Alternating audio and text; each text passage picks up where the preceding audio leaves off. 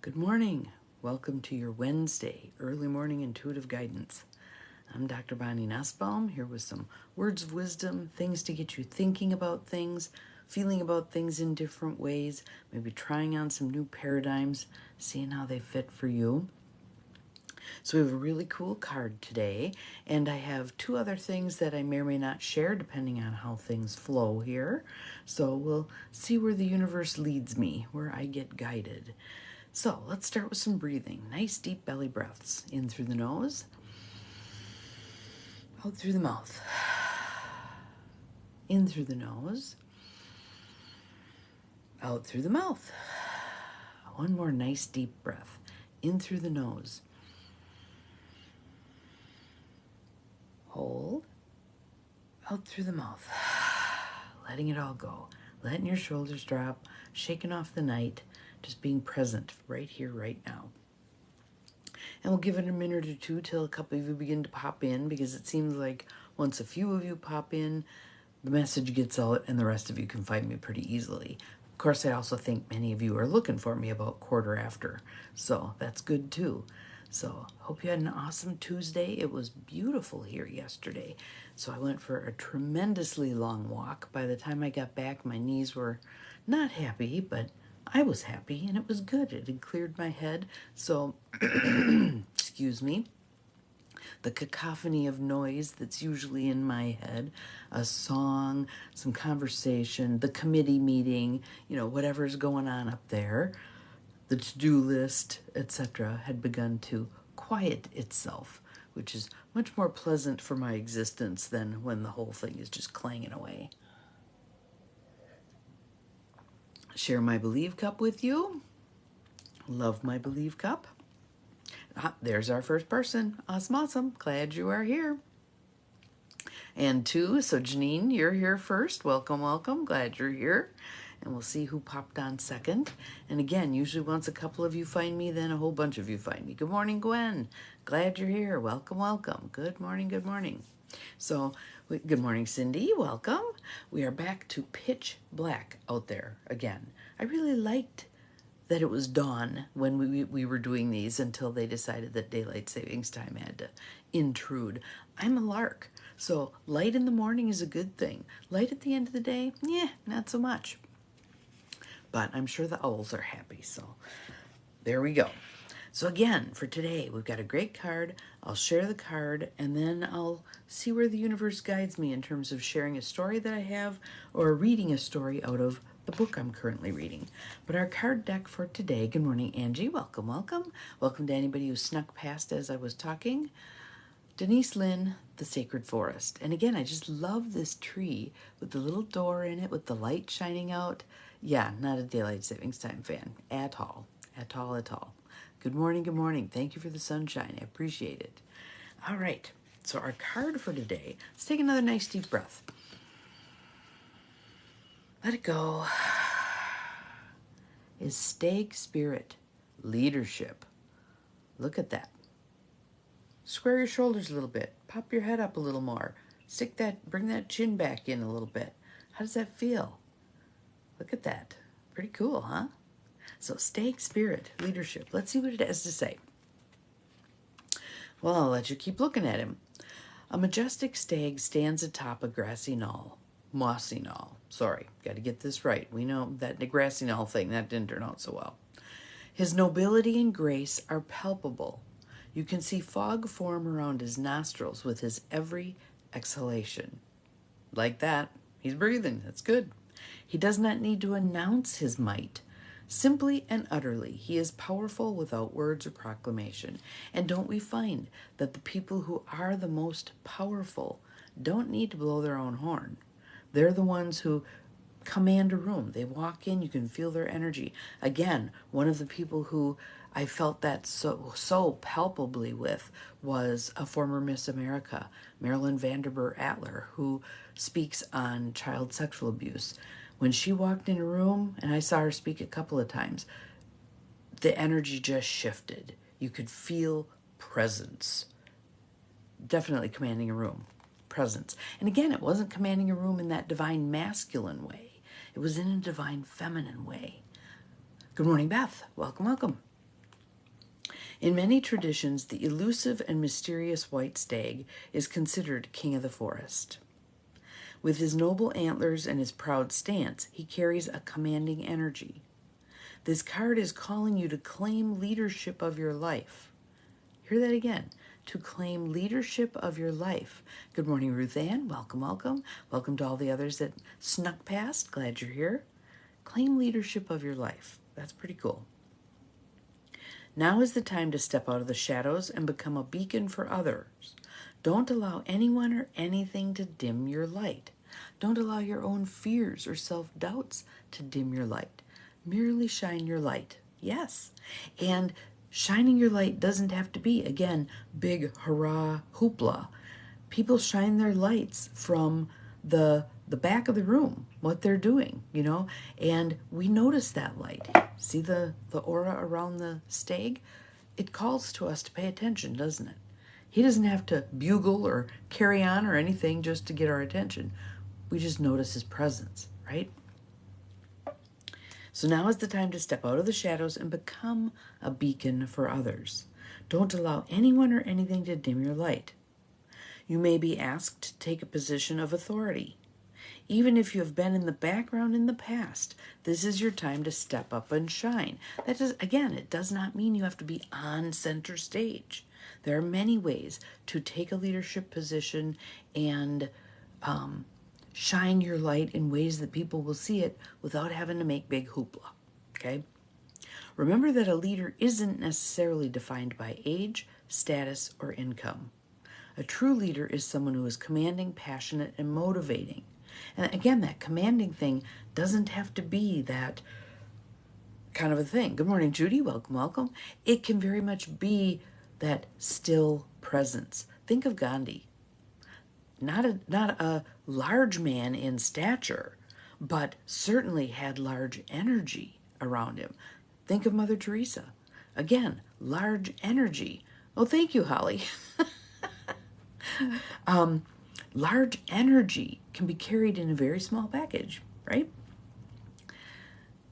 So let's see here. A true leader is someone who is commanding, passionate, and motivating. They have a vision and are able to make decisions with clarity and strength. And they are able to share that vision with others. I think that communication piece is really important. Good morning, Trudy. Be able to share your vision with others. How do you spread your word, what you're here to share with people?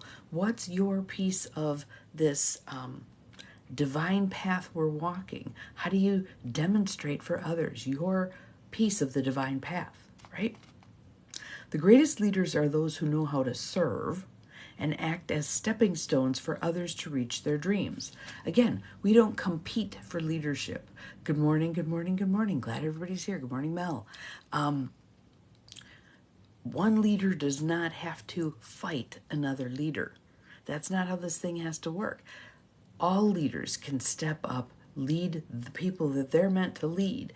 Those who are being led also have their own leadership roles, right? It's a system that allows everyone to step into their gifts, their contribution to things moving forward. You empower others simply by being who you are. And who you are is enough. I think that's a huge piece, especially for women. Are we enough? I was sitting on a meeting last week and thinking, wow, everybody here has this major contribution to make. What do I contribute? I was doubting. I needed to take a look at, what's my unique niche with this group? What am I bringing to the table? And there are things, but because they're our things, we tend to denigrate them. We tend not to hold them up as equal to the things that other people are bringing. Are you willing to step up into the light and be a leader for others? In European folklore, a white stag signifies extraordinary adventures. In others, the stag is a fairy beast that represents a quest for spiritual wisdom. These themes may appear in your life in the near future, or they may be going on the whole time, but they're kind of simmering below the surface, like that river that runs underground. We know it's there. We can sense it. We can maybe hear it. We can maybe smell it, but we're not seeing it. It's still there. The spirit of the stag says, you inspire others to greater heights. Step into leadership in your own life. You are a beacon for others. Shine in your own life. Be gentle with yourself and others. However, do not play small. Do not play small. And there's a paradox in there. Oftentimes, when we are not gentle with ourselves, when we are our own taskmasters, when we're holding ourselves to this impossible standard, etc., we actually interfere with our leadership. We get in our own way. When we can be kind and loving to ourselves, we can step into the flow of leadership and allow more of that beacon to shine. Take action. This is your time. Step up. So I think I do want to share the story from yesterday. So remember a bit ago when many of you submitted your 3 things that you wanted to work on for yourself when I was giving away a free session? Thank you for sharing that, Cindy. I appreciate it. Well, I had my session yesterday with the person who won, and she had been downsized at work, had gone through a nasty divorce a while ago, etc., and was feeling and she's of a certain age, and was feeling very put out to pasture in a way. She's not yet to retirement age, but feeling very put out to pasture. What am I meant to do? So she's been doing job interviews, whatever, but she's been doing job interviews from that playing not to lose perspective instead of a playing to win perspective. Much indecisiveness, trouble making decisions about things. Some things are coming to an end, more things are coming to an end, and trying to discern what's my best path, etc. So, interestingly, in the course of this session, we're dealing with all this indecision and difficulty and whatever. She remarks that later in the day, she was going to have a tooth pulled. And I just got a hit from the universe to grab Louise Hay and look up teeth. You guys aren't going to believe this. This was such an amazing thing. Teeth are about indecisiveness, making decisions, stepping into your power as the decision maker in your life.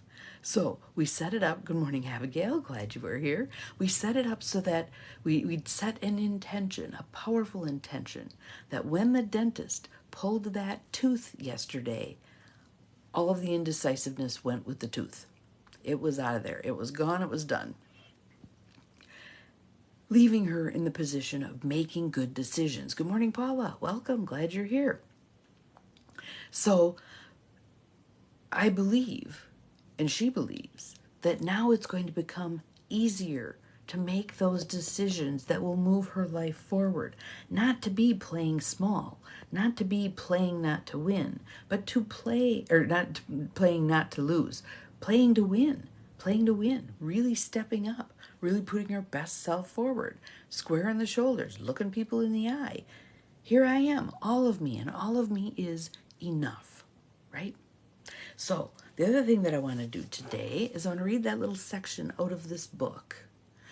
And again, this is a leadership thing. This is a leadership thing in that it puts us in the position of doing something different. Stop doing the same old, same old. Let's step into something new. Let's be willing. And that was another piece of the work that we did. Being willing to be uncertain. That is a Tony Robbins thing that we have worked on in my coaching with his program. Being willing to be uncertain. If you are a person who has to have certainty, you have hobbled yourself. You have handicapped yourself tremendously. If you can move yourself into a place of being willing to not just tolerate uncertainty, but to embrace it. Because certainty really is an illusion. I stay with this job I've had forever because I know what to expect. Shit, they just downsized me. I wasn't expecting that. Certainty is really an illusion. So why not let that illusion go and embrace some uncertainty in your life? So let me read this little story. It is the prologue for Climate, A New Story by Charles Eisenstein. And what I want to say about this book and his other books, he picks a topic. In this case, he picked climate change. But he's had books about many other things also.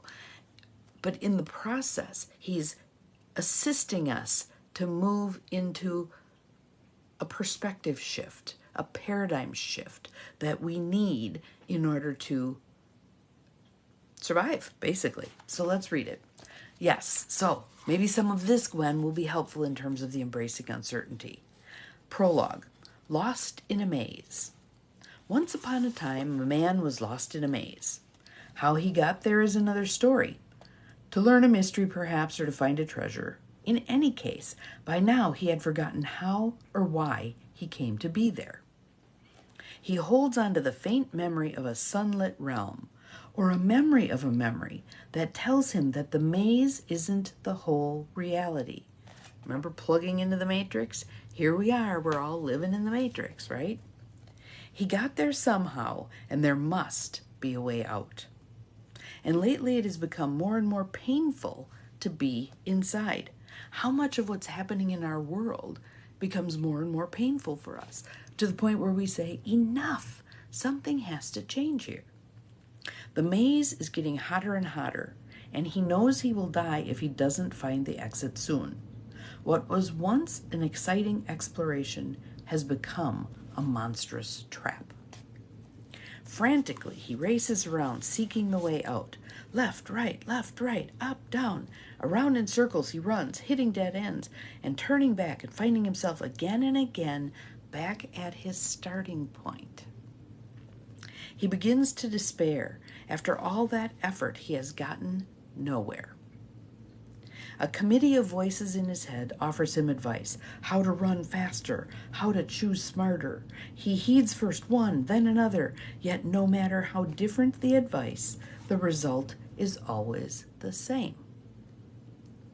Sometimes amid the cacophony, he can hear another voice as well, a quieter voice telling him, stop, you aren't getting anywhere, just stop. The other voices respond with outrage. You cannot stop. You cannot rest. Only by using your 2 feet will you ever get out of here. And the situation is urgent, so you better move those feet fast. The window of opportunity is closing. Now is the time for action. After you get out, then it will be time to rest. And so he runs all the faster, his head filled with new stratagems, pushing himself to an all-out effort. And once again, after many twists and turns, he finds himself back at the center of the maze. This time he has to stop. Out of sheer exhaustion and despair, he collapses in a heap.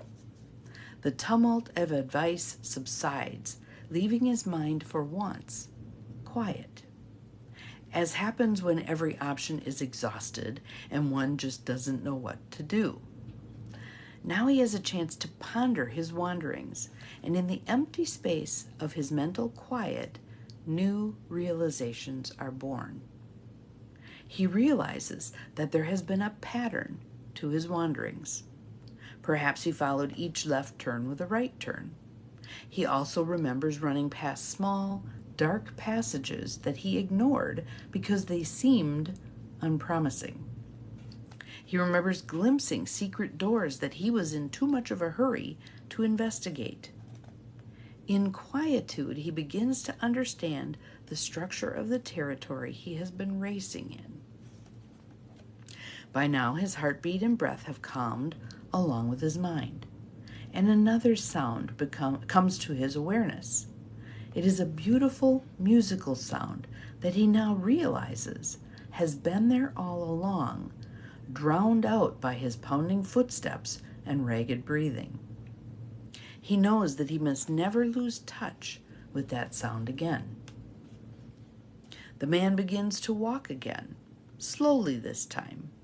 He knows that if he panics and starts running, understandable since the crisis he's been trying to escape is real, then he will fall into old habits. Guided by his newfound understanding, he explores the small, dark passageways that he had dismissed before. He enters the hidden doorways that take time to unlock. Sometimes these new doors and passages lead to dead ends too, but at least now there is hope.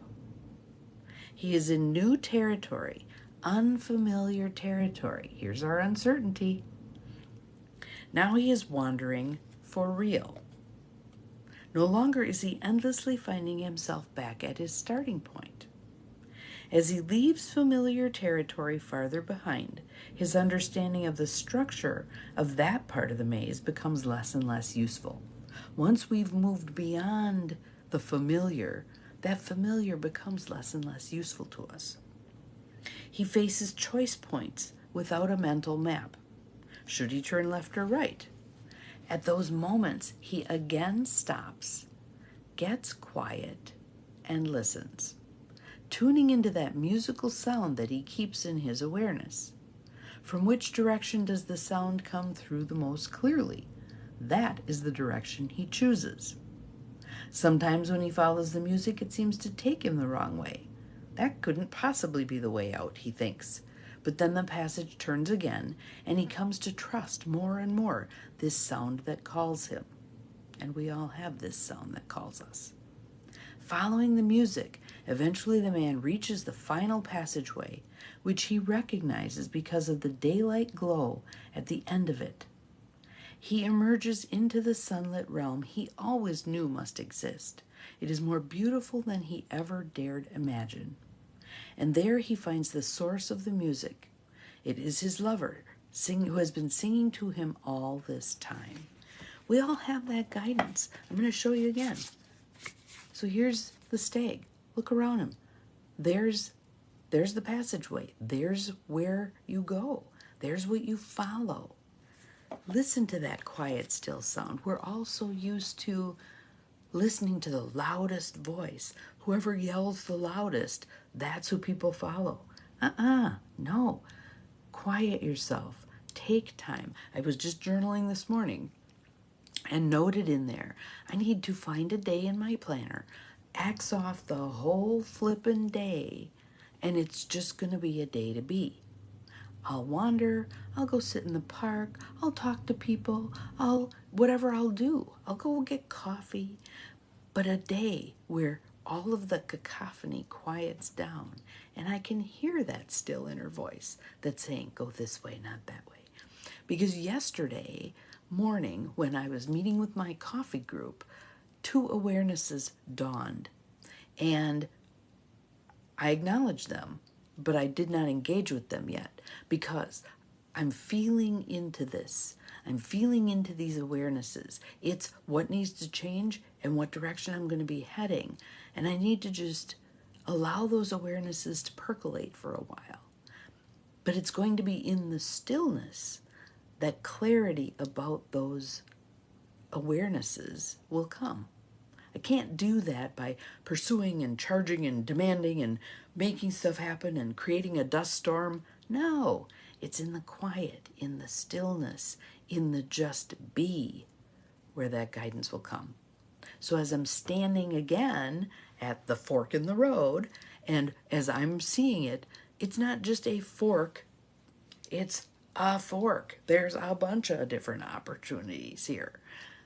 Just being still, taking the time with it, allowing it to unfold, and there will be one of those pathways that all of a sudden lights up like this, and I know that's the direction I'm meant to go. Uncertainty, embracing the uncertainty, allowing it to be a good thing. The uncertainty, as I said to this person yesterday, her uncertainty is a cue that she has stepped out of the familiar and into the unfamiliar where the magic happens. So, 11 of you listening to me right now, have an awesome day. Do something different. Take a few moments of quiet. I don't care if it's when you're in the elevator riding up to an appointment. Pause. Be conscious of those moments of silence and see what you get. Glad you enjoyed. See you again tomorrow. Remember, you're capable of far more than you think you are. Bye.